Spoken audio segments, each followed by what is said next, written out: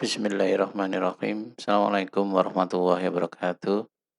Saya Dr. Muhammad Nasir. Saya sebagai praktisi seorang dokter dan sebagai seorang peneliti di bidang karakter berbasis kolbu yang berhubungan dengan penyakit khususnya jantung, kanker, diabetes, ginjal, dan gangguan di otak dan berhubungan dengan kehidupan kita sehari-hari. Salah satunya adalah bagaimana kita merencanakan memiliki anak-anak yang berkualitas tidak saja secara intelijensi, ya, secara kognitif, otak, emosional, spiritual, bahkan kolbunya itu betul-betul tunduk kepada Allah. Dan tidak saja sampai di situ sebenarnya. Untuk menjadikan generasi kita jauh lebih cantik, lebih tampan, itu sangat memungkinkan. Dan itu akan bisa terwujud dengan base kolbu, berbasis kolbu. Untuk itu silakan subscribe pada channel kami Kolbu Madani ataupun Dr. Muhammad Nasir. Saya akan meneruskan pada satu pembahasan yang dulu sempat terputus tentang bagaimana sebenarnya kita merencanakan sebuah generasi yang lebih baik. Ya, saudara-saudaraku yang dimuliakan oleh Allah, saya menangkap kalau ada beberapa rekan-rekan yang ada di pendidikan maupun di pondok, boarding school, dan lain sebagainya. Ada satu hal yang di situ sangat terlupakan, yakni adalah sebuah kesadaran bahwa pemilik anak atau anak itu diberikan tanggung jawab oleh Allah itu kepada kedua orang tuanya. Jadi kalau saya bisa tuliskan itu misalkan ini orang tua, sebentar ya. Ini orang tua ya. Terus ini lembaga pendidikan,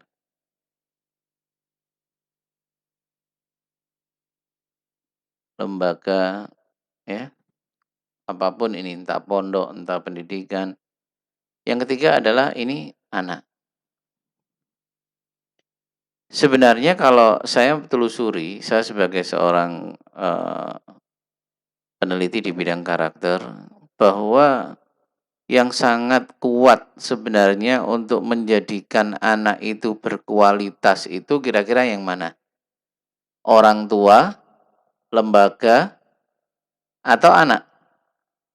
Kira-kira yang mana? Ya, kira-kira yang mana? Jadi kalau menurut saya, yang saya pelajari selama ini bahwa untuk mengupgrade secara cepat, yang harus diperhatikan itu adalah peran orang tua. Ya, ini yang paling utama. Sementara lembaga ini itu sebagai mediasi istilahnya.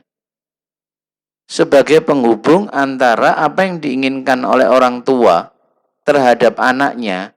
Ibaratnya lembaga itu akan menyusun sebuah desain, sebuah sistem yang agar apa yang diinginkan orang tua itu bisa terwujud kepada anaknya. Itu yang ideal. Tapi kenyataannya selama ini bahwa dibalik, seolah-olah sing duwe anak itu lembaganya itu. Orang tuanya cuek, ya. Yang penting bayar, yang penting menyelesaikan administrasi, dan kalau ada hal-hal yang nggak bagus pada anak, komplainnya kepada lembaga. Itu yang sebenarnya tidak tepat, saudara-saudaraku. Jadi sadarilah bahwa Allah itu melihat baik tidaknya anak itu dari kita sebagai orang tua. Jangan lupa loh ya, kita sebagai orang tua bukan dilihat dari lembaganya.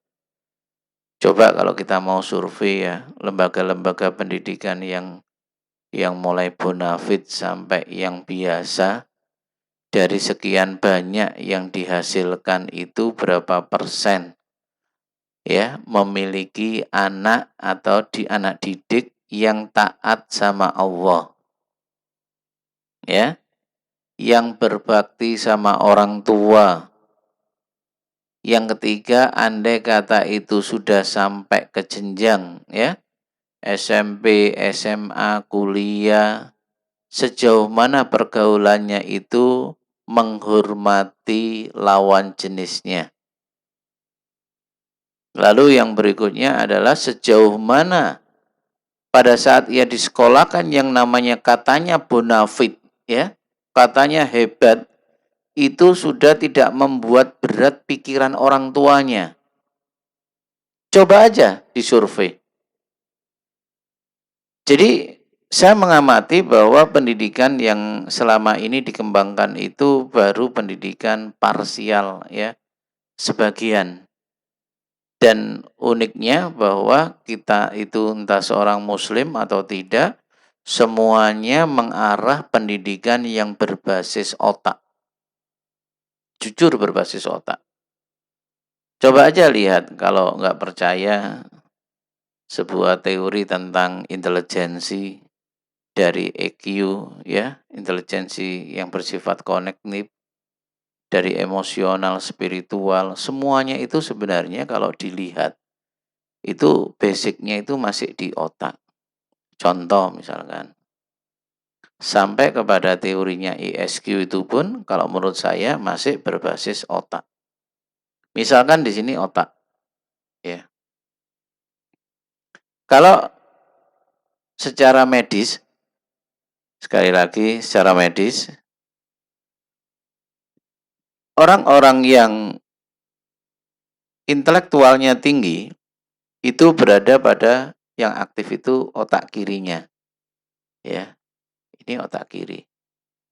Yang sini emosionalnya yang lebih tinggi. Ya, ini secara umum ya. Terus untuk yang spiritualnya itu ada di sini. Ya.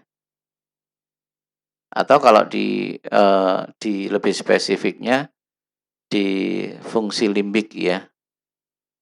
Itu semuanya masih di otak. Sementara kalau kita memahami di dalam Al-Qur'an, kata Allah yang membuat kita faham akan kehidupan ini, itu sumbernya itu di kolbu. Ya, sekali lagi sumbernya itu di kolbu, bukan di otak.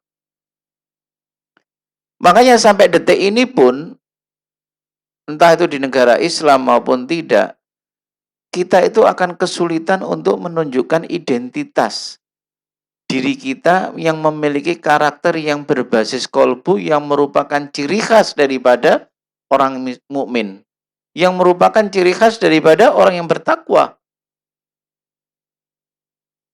Karena ini memang tidak pernah dibahas.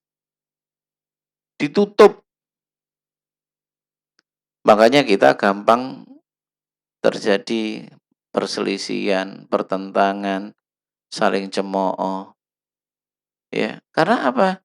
Kalau orang itu yang dibangun adalah brandnya, otaknya, maka ingat fungsi otak, kecenderungan otak itu sifatnya subjektif. Karena subjektif maka terus menunjukkan keadaan ego dan harga diri. Coba aja, kehidupan di dunia ini cenderungnya seperti itu. Kalau kita memang tetap mengandalkan pendekatan yang ada.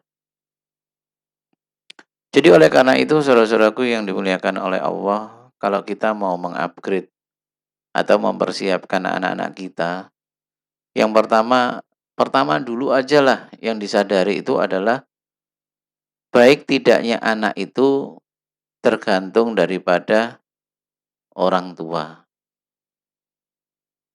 Ya, ini tergantung dari orang tua. Kenapa saya katakan tergantung sama orang tua? Karena pada saat orang tua itu merencanakan sebuah generasi, maka ia dibutuhkan harus terjadi sebuah konsepsi hubungan yang dimana di sini ada sperma sama sel telur itu bersatu. Sperma mewakili bapaknya, sel telur mewakili ibunya. Nah, kualitas daripada orang tua itu dibawa dari sperma dan sel telur ini, ya, dibawa oleh sperma dan sel telur ini. Jadi kalau kita menginginkan anak kita berkualitas, maka orang tua itu seharusnya minimal 3 bulan atau 7 bulan, bahkan yang terbaik 1 tahun sebelum merencanakan itu, coba program anak yang seperti apa yang memang akan diharapkan. Agar kita tahu posisi kita saat ini dengan yang kita harapkan itu kan pasti biasanya ada sebuah perbedaan. Nah, dengan perbedaan itu maka kita berharap apa? Ya kembali lagi, kita bisa mengejar agar saat yang memang kita harapkan itu betul-betul bisa terwujud. Kira-kira bisa difahami nggak? Jadi istilahnya kalau bisa minimal 3 bulan sampai ya 7 bulan itu sudah merencanakan. Nggak apa-apa terlambat sedikit, tapi nanti hasilnya jauh lebih banyak. Oh, jauh lebih banyak. Maaf, jauh lebih baik, ya. Seperti itu tahap awal di dalam kita menyiapkan generasi ke depan yang lebih ideal. Seperti itu dulu ya. Saya Dr. Muhammad Nasir dari Kolbu Madani. Jadi saya berharap sekali lagi untuk subscribe ya pada channel kami dan semoga kita terus bisa berlanjut kepada materi-materi yang berikutnya. Assalamualaikum warahmatullahi wabarakatuh.